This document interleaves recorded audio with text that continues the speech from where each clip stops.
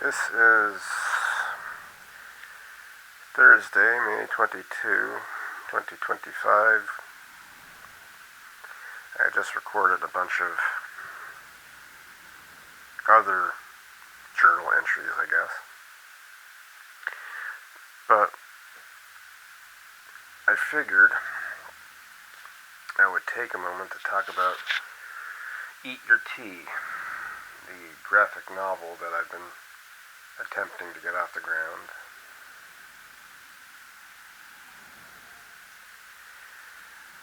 Trying to verbalize and explain it a little bit better.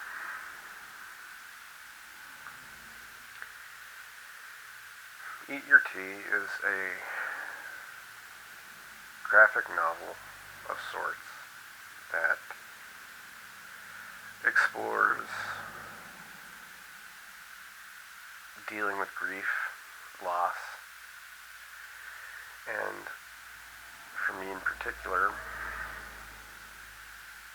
explorations in my dreams and liminal spaces, and the fallout from losing my mom and dad, and everything that entails with that.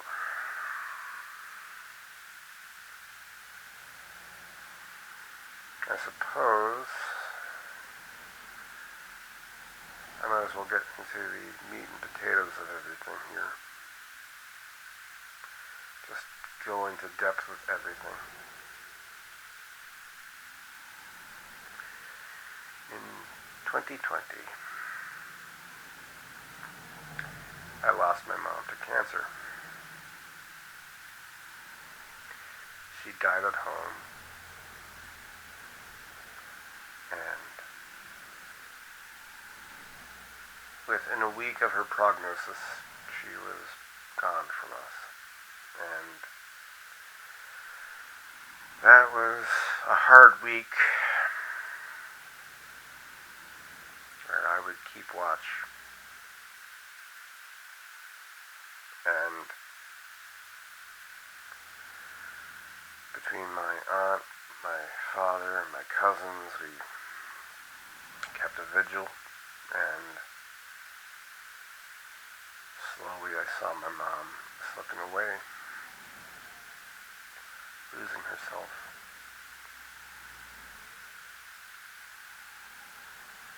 Until eventually she was gone. And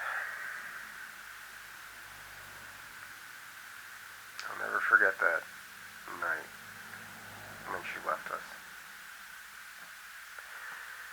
It was so strange. I took a moment to sleep. And that dream, that strange dream was the first of them. Of the liminal dreams after her death. I've always had weird liminal dreams, and I didn't quite always know how to interpret them. But over these past few years, I've been piecing things together by myself largely, and this comic is my attempt to make a sense out of all of that. So after Mom passed away, I kept my father going as best I could. And it was hard and tough. And I did it somehow. And I loved doing it. I loved being there for him. It took everything out of me. I couldn't really properly grieve Mom passing in a lot of ways because I had to focus my efforts on him. I would work overnights.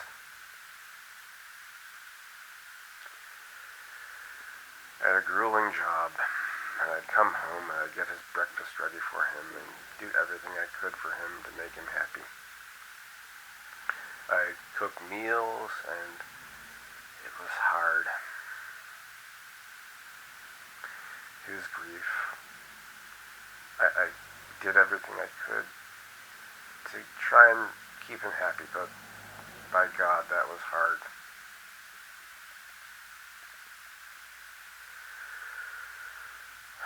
Just being there while he broke down, doing everything I could to avoid it myself. Because I had to keep strong for him, because I couldn't fall apart with him. And that was so tough.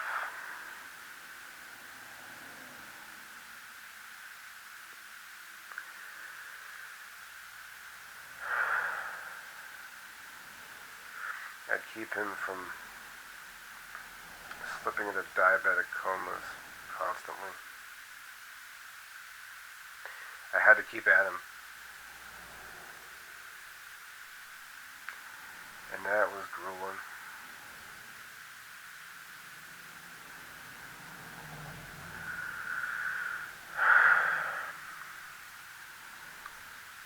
He was stubborn. Both of my parents were stubborn in different ways.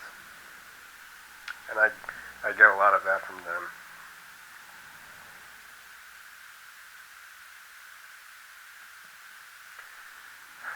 It was hard to talk to them sometimes.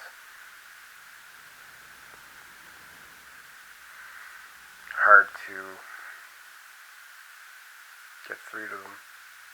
Like, I tried so hard to switch up my father's diet to get him to eat slightly healthier, but like, come on. Like, it was so tough to get him to eat a freaking salad or anything remotely healthy. But I tried.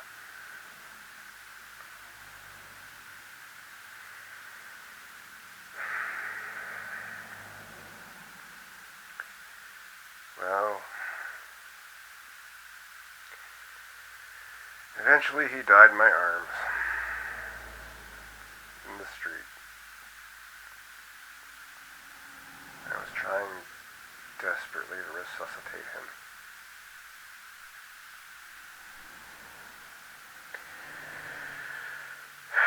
We were on our way to the health sciences because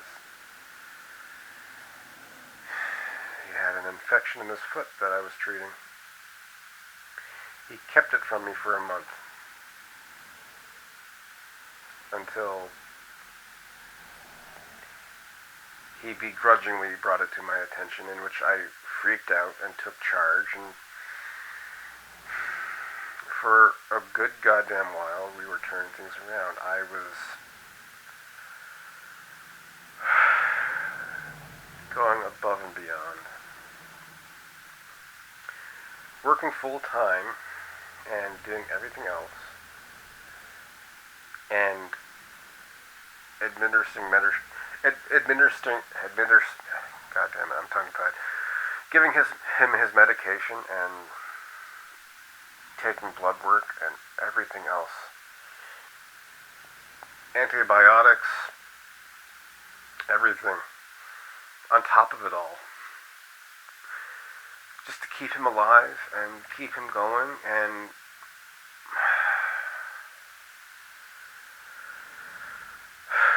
for the best I could, I was keeping him going. And it took everything out of me. At least I thought it did. But then he died in my arms. And just when I thought I was at my lowest, I kept going lower and lower still.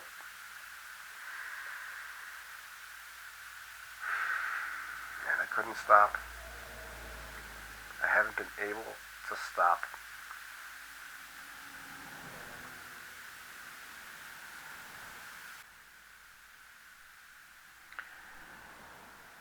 You want to know how long I took off from work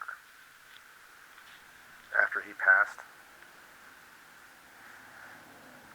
I took a week off. And I went back at it full time. Overnights, like a robot. I was so grief stricken and dealing with so much.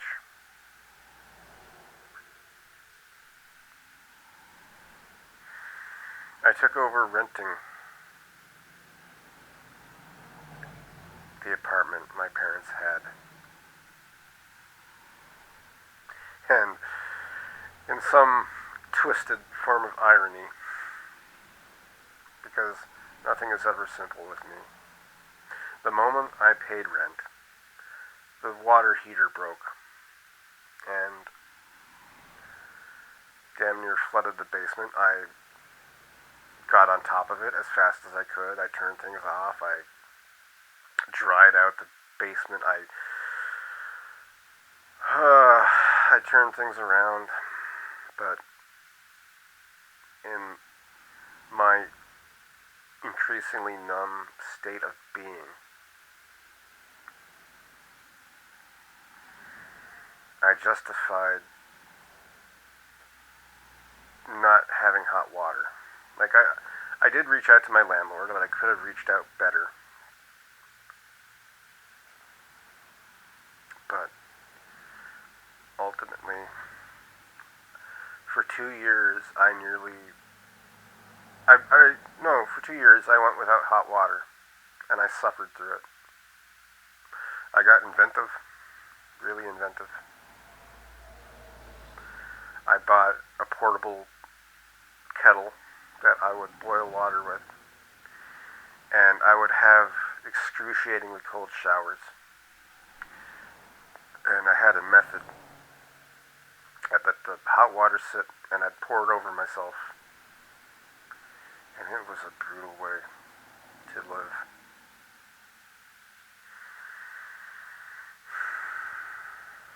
And I know this is a roundabout way to explain this whole freaking comic, but trying to encapsulate all that into this story is going to be tough. It's not going to be singular, but I'm just putting this here to try and give voice to what I've been through, to whatever doesn't go into the comic, whatever spillover I have, I'm going to put here, I guess.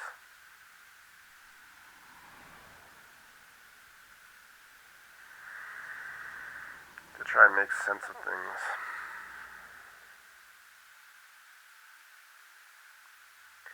And the biggest question is probably the title of the thing. Eat your tea. Why the hell is it called Eat Your Tea? That doesn't make sense.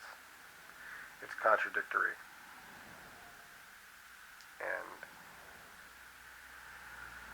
the simplest explanation is it's an inside joke between me and my parents. And the exact instance of it, I don't know. I can't remember exactly, but when I was a really little kid,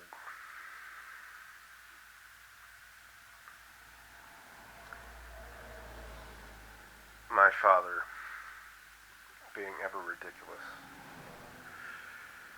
he would push my buttons.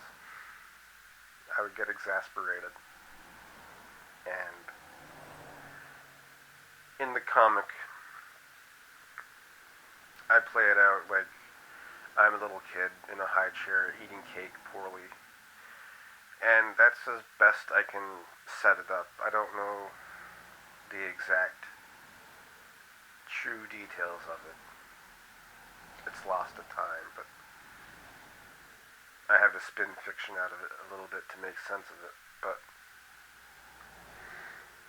my father was sipping a cup of tea, and he was pushing my buttons, jokingly, lovingly, and I was getting increasingly exasperated. To the point, as a little kid, I snapped at him. "Eat your tea," I exclaimed. Sort of a shorthand of, "Okay, shut up. Give it up. You're bugging me." And it caught my parents off guard. It became an inside joke. So throughout my life, "eat your tea" was shorthand for a loving way to say, "Shut up. Stop your nonsense. You're being ridiculous."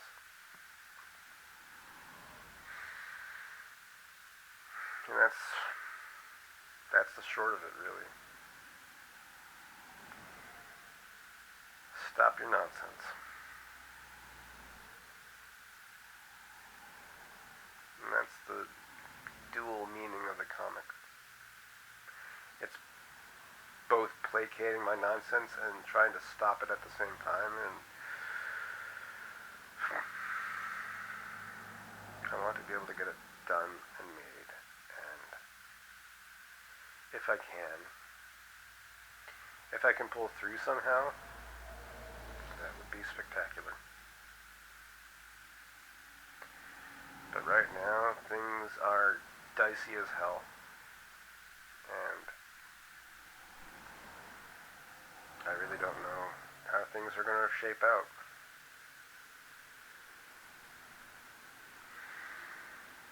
Tomorrow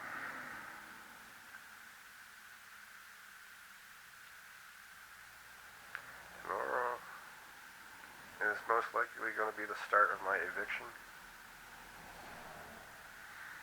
Unless I can somehow magically turn things around.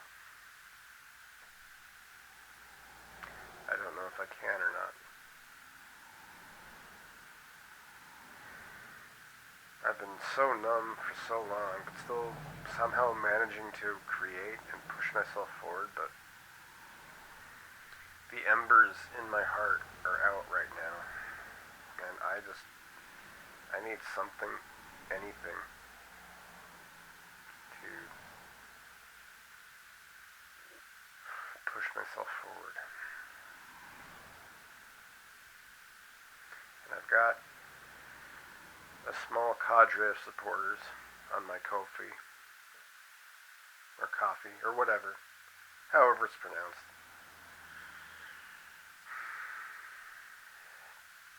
And they are wonderful. Brandon, I keep extolling his virtues. He is great.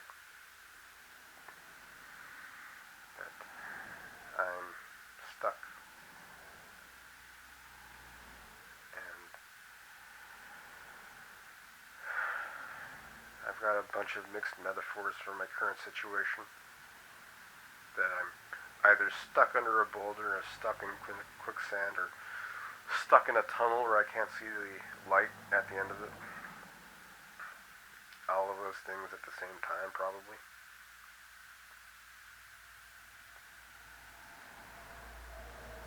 And what do I do? How do I turn things around? I'm trying. But it's either too little too late, or maybe it's just an effort in futility. I guess I'll find out. And the thing is, there's no real villains here. It's just the way things are. I've got no animus. I've got no anger towards my landlord. He's doing his best. I'm doing my best. It's just I'm caught in this vortex that sucks.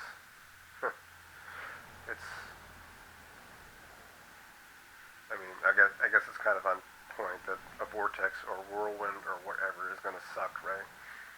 And I am just caught in it. and I don't know which way is up half the time. I don't know which way I need to face, but I'm trying. God damn it, am I trying? I'm trying too much. So right now, whatever happens, happens.